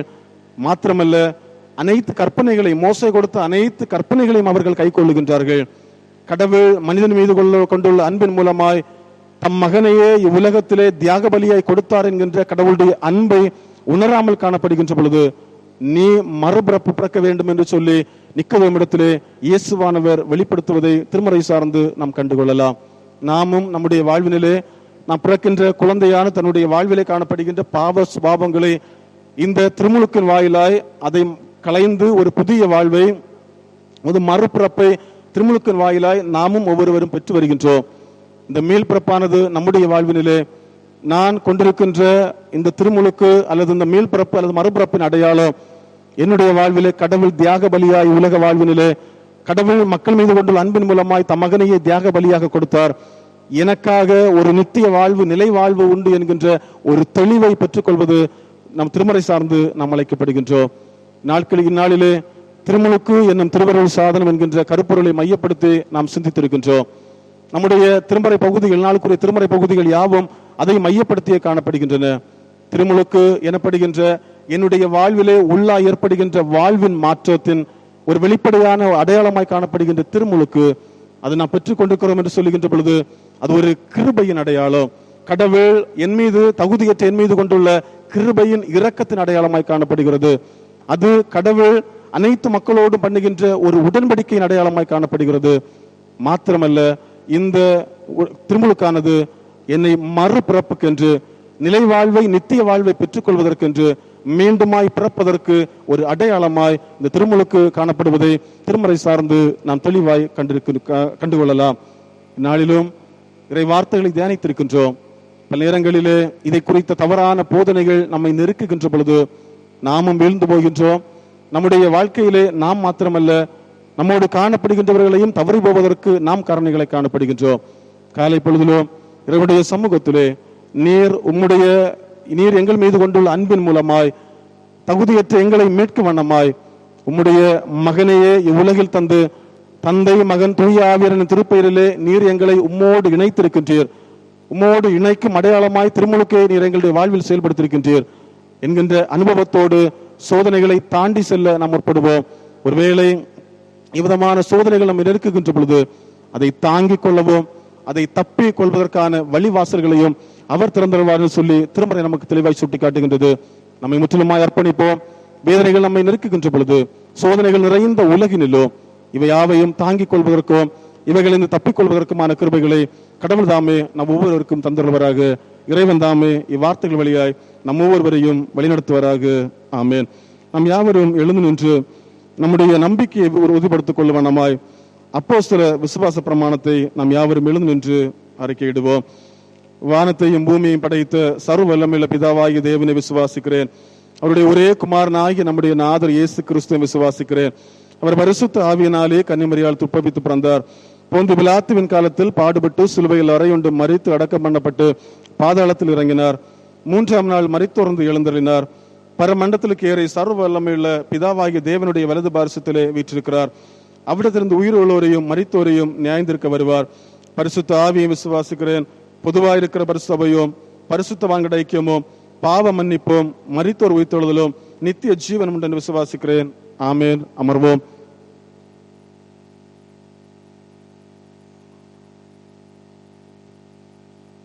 வருகின்ற வாரத்திலே தங்கள் இல்லற வாழ்வினிலே புதிய ஆண்டுக்குள்ளாய் பிரவேசிக்கினுடைய பெயர்கள் படிக்க கேளுங்கள். ஆகஸ்ட் 17ஆம் தேதியன்று திரு சஜீவ் கிருஷ்ணன் சிங், திருமதி வீணா காட்வின் பூந்தரவிழாகும். திரு சாஜிகுமார், திருமதி சுபா கும்பலாந்தேரி. ஆகஸ்ட் 18ஆம் தேதி திரு காட்வின் ஜெபசிங், திருமதி ஜேன் சோஜி ஹெனியல் புனையக்கோணம். திரு விஜயகுமார், திருமதி மகேஸ்வரி குன்னச்சான்விளை. ஆகஸ்ட் 19ஆம் தேதி திரு சத்யராஜ், திருமதி மேரி லலிதா தோப்பு. திரு கிங்ஸ்லி ஜபராஜ், திருமதி சிஞ்சு எலுமாவிளை. திரு நெவின் ஜோசப், திருமதி திவ்யா ஷாரோன் வாரவிளை. ஆகஸ்ட் 20ஆம் தேதியன்று திரு செல்வகுமார், திருமதி ஷீஜா இழுப்பவிளை. ஆகஸ்ட் 21ஆம் தேதியன்று திரு பென்னட் ராய், திருமதி சகுந்தலா பருத்திவிளை. திரு ஜெயசிங், திருமதி கிறிஸ்டிபாய் சொம்பிகோட்டு கோணம். ஆகஸ்ட் 22ஆம் தேதியன்று திரு பென்சாம், திருமதி ஜாஸ்பின் கீதா எலுமாவிளை. திரு லெஜு, திருமதி ஹெய்ஸ்லின் பிளஸி சமணக்காலை. ஆகஸ்ட் 23ஆம் தேதியன்று திரு தேவராஜ், திருமதி ஆரன் ஜி சந்திரா உளவரத்தலை. திரு ஜஸ்டின் சுந்தர்ராஜ், திருமதி ராஜேஸ்வரி தோப்பு. திரு என் சுனில்குமார், திருமதி எஸ் பிபி பனை விளாகம் பேரத்தலை ஆகியோர் வருகின்ற வாரத்திலே இல்லற வாழ்வினிலே புதிய வாழ்வுக்குள்ளே பிரவேசிக்கின்றார்கள். இவர்கள் யாவருக்கும் திருச்சபையின் சார்பாய் இனிய திருமண நாள் வாழ்த்துக்களை தெரிவித்துக் கொள்கின்றோம். புதிய ஆண்டிலே அனைத்து செல்வங்களையும் உங்களுடைய இல்லற வாழ்விலே கடவுள் தந்து மகிழ்வோடு வாழ உங்கள் யாவருக்கும் அருள் செய்வாராக. ஆமென்.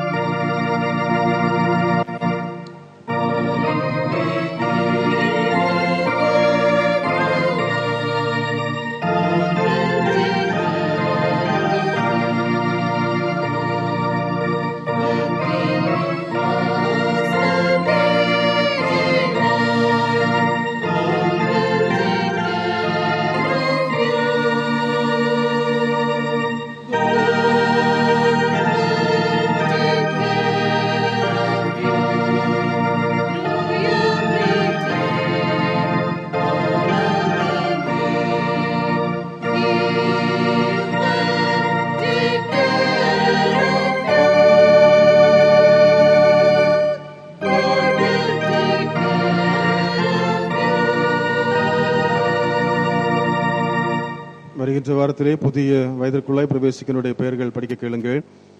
ஆகஸ்ட் 17ஆம் தேதியன்று திரு விமல்ராஜ் கருமனவிளை. ஆகஸ்ட் 18ஆம் தேதியன்று திரு தர்மராஜ் தட்டான்விளை. செல்வன் ஜெனிஷ் சன்னாப் திருவாளர் கனகராஜ் எள்ளுவிளை. ஆகஸ்ட் 19ஆம் தேதியன்று திரு பிரசாத் வாரவிளை நாகர்கோவில். திரு ஆர்பின் மனோ சன்னாப் திருவாளர் மனோகர்தாஸ் உளவாரத்தலை. செல்வன் ஜிபின் சன்னாப் திருவாளர் இயேசுதாஸ் மத்தம்பாலை. செல்வி ஜெபீனா டாக்டர் ஆஃப் திருவாளர் லேட் மார்டின் ரிச்சர்ட் விலாஸ் ஆலிக்கன் விளை. திரு ஜிபின் ஆர்இ ஜெயின்சன் சன்னாப் திருவாளர் ராபின்சன் கரிக்குழி. செல்வி ஹிபிஸ்ரீ டாக்டர் ஆஃப் திருவாளர் வின்சென்ட் எல்மான் விளை. ஆகஸ்ட் 20ஆம் தேதியன்று செல்வி மெல்பா கெரால்ட் டாக்டர் ஆஃப் திருவாளர் கெரால்ட் ஜே ஷெர்லின் எல்மான் விளை. திருமதி எம் மஞ்சுராணி ஒய்ஃப் ஆஃப் திருவாளர் லாசர் கல்லு விளை. ஆகஸ்ட் 21ஆம் தேதியன்று திரு அருள் சாமுவேல் விமலகம் ஊரம்பு. அர்ஷித் ராஜா சன்னாப் திருவாளர் ஆர்தர் ஜாய் ராஜா மணலி. 22ஆம் தேதியன்று செல்வன் பிபின் சன் ஆஃப் திருவாளர் Vijayaraj Melakkavilai, John Abraham son of திருவாளர் அனில் சன்னி கரியப்புளிச்சி.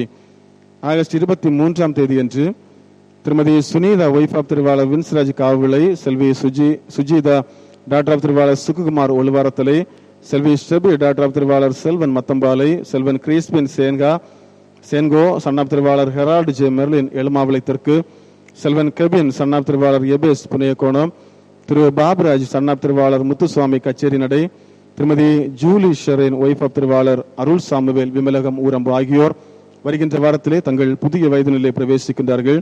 திருச்சபையின் சார்பாய் உங்கள் யாவருக்கும் இனிய பிறந்த நல் வாழ்த்துக்களை தெரிவித்துக் கொள்கின்றோம்.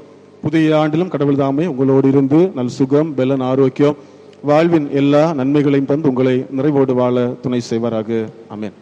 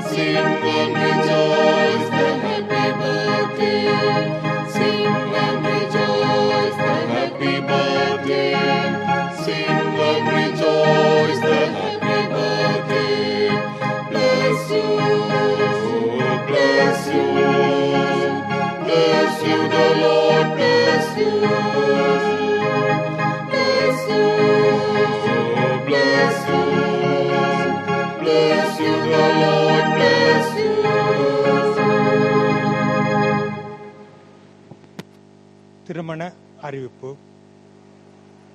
மருதங்கோடு சேகர சபையில் திரு ஏ பொன்ராஜ் அவருடைய மகன் திரு பி சுஜினும், ஆர்டிஎம் வெங்கஞ்சி சேகர சபையில் திரு ஜே ராஜன் அவர்கள் மகள் செல்வி ஆர் அனிஷாவும் திருமணம் செய்து கொள்ள சம்மதித்திருக்கிறார்கள்.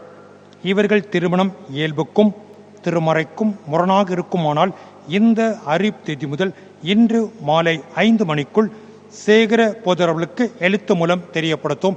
இது இவர்களுக்கு 3ஆம் அறிவிப்பு.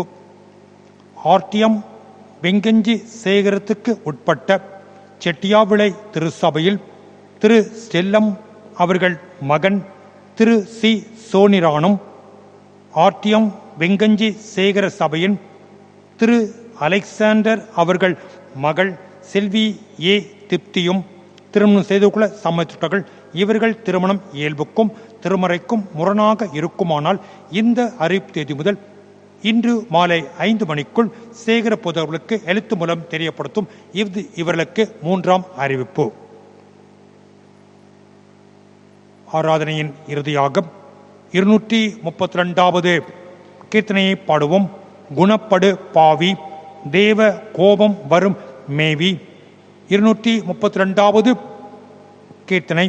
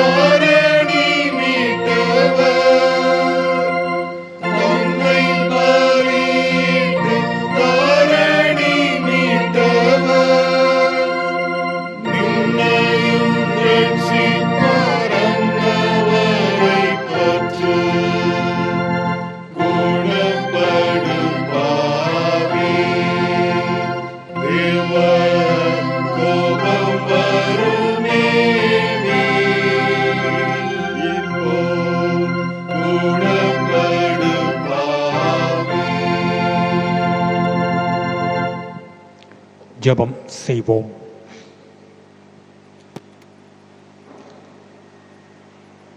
ஞானஸ்தானத்தின் மூலம் எங்கள் எல்லாரையும் உம் பிள்ளையாக ஏற்றுக்கொண்ட நல்ல ஆண்டவரே, உம்முடைய பெயரில் நாங்கள் பெற்றுக்கொண்ட ஞானஸ்தானத்தின் உண்மையை உணர்ந்து ஆண்டவரால் நாங்கள் தெரிந்து எடுக்கப்பட்டு ஆண்டவரால் தூய்மைப்படுத்தப்பட்டு ஆண்டவருக்காக வாழ ஒப்பு கொடுக்கப்பட்டோம் என்பதை உணர்ந்து வாழும் கிருபையை தாரும் ஆண்டவரே. நாங்கள் உம்முடைய பிள்ளையாக வாழ்வதற்கு மேல் நாட்டிலிருந்து உம்முடைய வார்த்தையை சுமந்து வந்த மிஷனரிகளை நினைவு கூறுகிறோம். எங்களுக்கு தரப்பட்ட ஞானஸ்தானத்தின் மேன்மையை நினைவு கூறுகிறோம். நாங்கள் ஆண்டவருக்காக வாழ எங்களை ஒப்புக்கொடுக்க எங்களுக்கு ஆற்றல் தாரும் ஆண்டவரே. நாங்கள் உம்மை ஆராதித்து உம் சமூகத்தின் ஆசீர்வாதத்தை பெற்று உம்மை நோக்கி பார்க்கிறோம் ஆண்டவரே. இந்த ஆராதனையின் தொடக்கம் முதல் முடிவு மட்டும் ஆண்டவர் எங்களோடு பேசினீர். எங்களை நல் வழியில் நடத்த எங்களுக்கு நல் உபதேசம் தந்தீர். குறைவுகளை உணர்த்தினீர், நிறைவை எங்களுக்கு காட்டினீர். நல் வழியில் வாழ எங்களுக்கு வாய்ப்பு தாரும் ஆண்டவரே. வருகிற வாரம் முழுவதும் என்னென்ன கடமைகள் என்னென்ன பொறுப்புகள் எங்களுக்கு ஆண்டவர் நிச்சயித்திருக்கிறோம் அவை எல்லாவற்றையும் செய்து நிறைவேற்ற பலன் தாரும். யாத்திரையாக நாங்கள் போகும் நேரங்களில் எங்களுக்கு துணையாக இருக்கும்படி ஜெபிக்கிறோம், தாழ்த்துகிறோம். எங்களோடு கூட இரும். இயேசு கிறிஸ்துவின் ஜெபங்கேலும் பரமபிதாவே, ஆமேன்.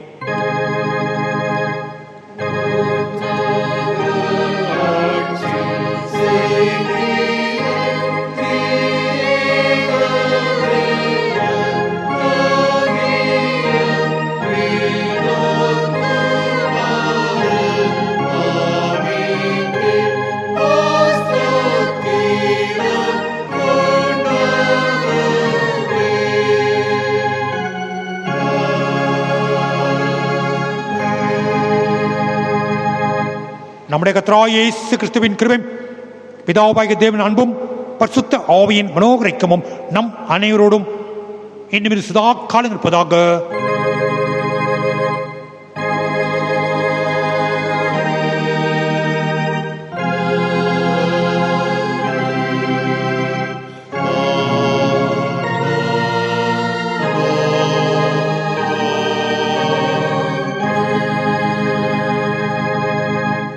ஆண்டவர் உங்களோடு இருப்பாராக. சமாதானத்தோடு சென்று வாருங்கள்.